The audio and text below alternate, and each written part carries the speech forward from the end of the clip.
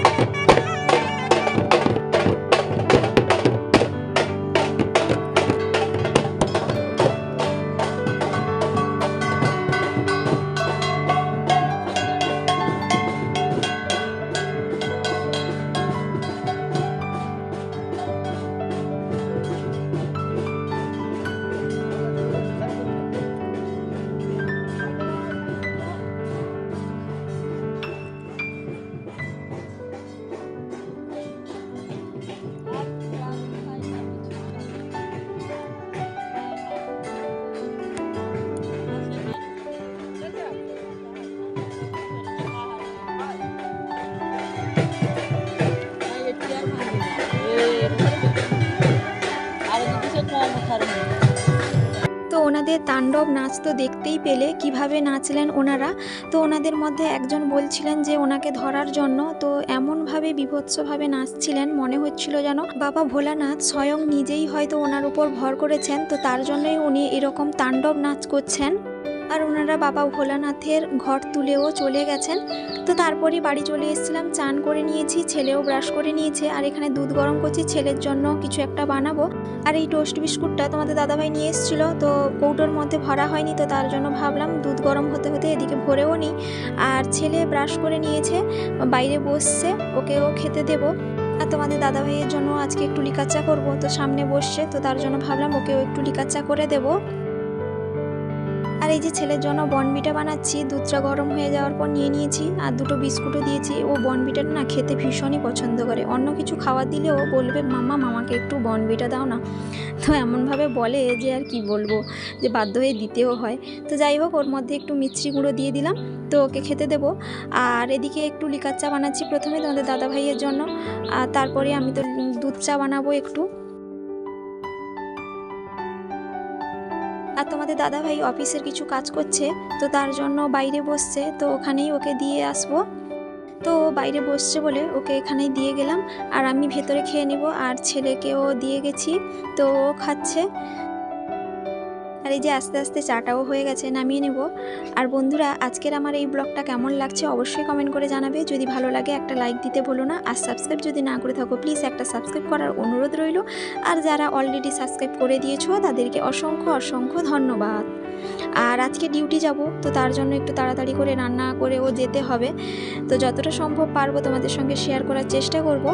তোমরা কিন্তু অবশ্যই সঙ্গে থাকবে, আশা করছি তোমাদের ভালো লাগবে। আর যদি ভালো লাগে একটা লাইক দিতে ভুলো না।